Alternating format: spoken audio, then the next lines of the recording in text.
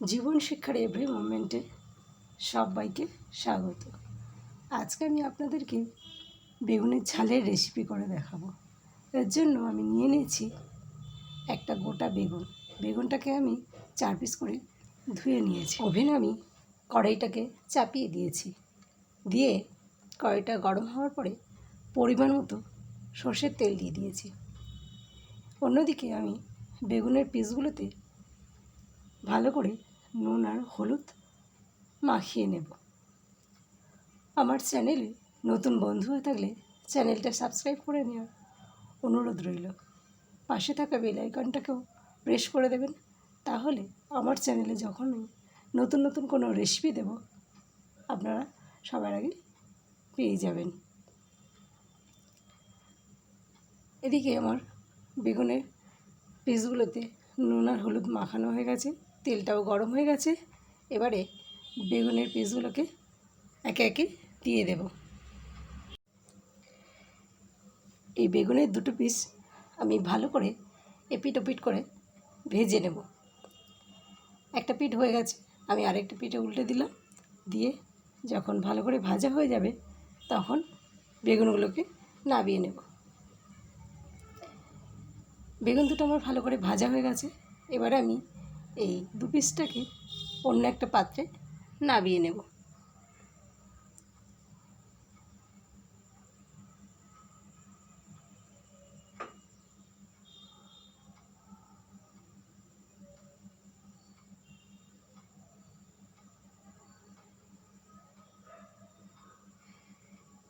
নামিয়ে নেওয়ার পরে আর বাকি দু পিস আমি এই তেলের মধ্যে দিয়ে দেব।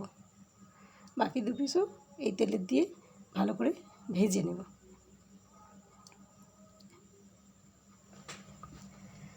বাকি দু পিস আমি এই তেলের মধ্যে দিয়ে ভালো করে ভেজে নেব। ভালো করে এপিট ওপিট করে ভেজে নেওয়ার পরে অন্য একটা পাত্রে তুলে নেব। বেগুন দু পিস আমার ভালো করে ভাজা প্রায় কমপ্লিট হয়ে গেছে। এবার আমি এই দুটো পিস আমি তুলে নেব, নিয়ে বাকি তেলটাতে আমি পুরো রেসিপিটা করে নেব। এই তেলের মধ্যে আমি দিয়ে দেব 1 চামচ কালো জিরে। কালো জিরেটা দেওয়ার পরে যখন সুন্দর একটা স্মেল বেরোতে শুরু করবে, দিয়ে দেব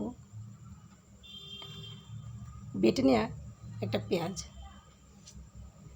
আমি একটা বেগুনের জন্য একটা পেঁয়াজ নিয়েছিলাম, সেই পেঁয়াজটা ভালো করে বেটে নিয়েছি, নিয়ে দিয়ে দিলাম তেলের উপরে, দিয়ে ভালো করে নাড়িয়ে চাড়িয়ে ভেজে নেব।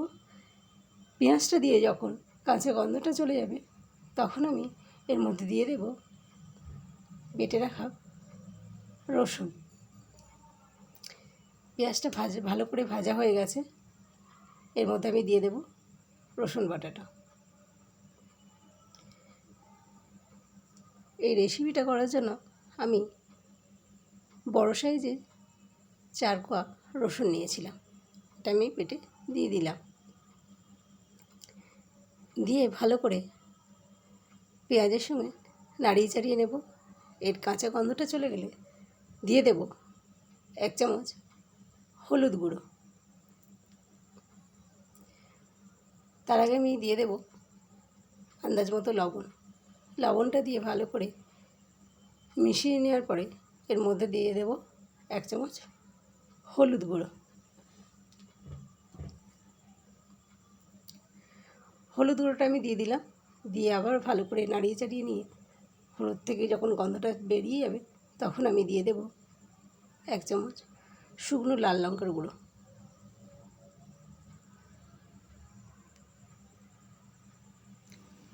এবার আমি দিয়ে দেব লাল লঙ্কার গুঁড়োটা, দিয়ে ভালো করে নাড়িয়ে চাড়িয়ে নেব। এর মধ্যে আমি আগে থেকে গুঁড়ো সর্ষে জলে গুলে রেখেছিলাম, সেটা দিয়ে দেব। এর মধ্যে সর্ষের পেস্টটা আমি দিয়ে দিলাম, দিয়ে ভালো করে নাড়িয়ে চাড়িয়ে নেব, ভালো করে ভেজে নেব এটাকে। তার মধ্যে দিয়ে দেবো আর একটু ওই বাটি ধোয়া জলটা, যেটার মধ্যে সর্ষেটাকে আমি গুলে নিয়েছিলাম। দিয়ে দিলাম অল্প একটু জল, ভালো করে মশলাটাকে কষিয়ে নেব। মশলাটা কষানো আমার রেডি হয়ে গেছে। এর মধ্যে আমি দিয়ে দেব 1 কাপ জল। জলটাকে আমি দিয়ে দিলাম। দেওয়ার পরে মশলাটাকে ভালো করে ফুটতে দেব।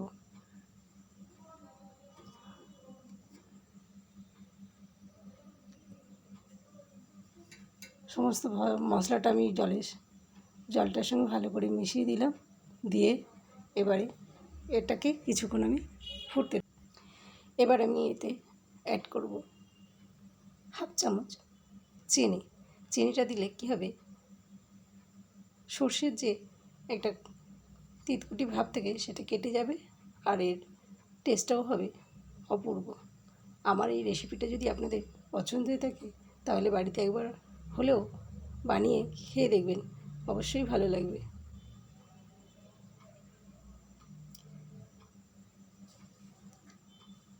এবারে আমি ভাজা বেগুনগুলো এর মধ্যে দিয়ে দিলাম।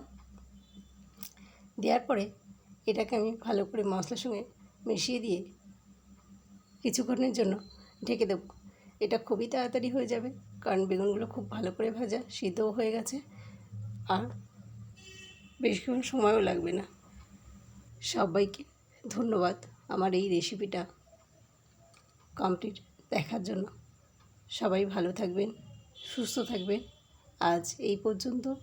আবার অন্য কোনো দিন হাজির হয়ে যাব অন্য কোনো নতুন রেসিপি নিয়ে। ধন্যবাদ।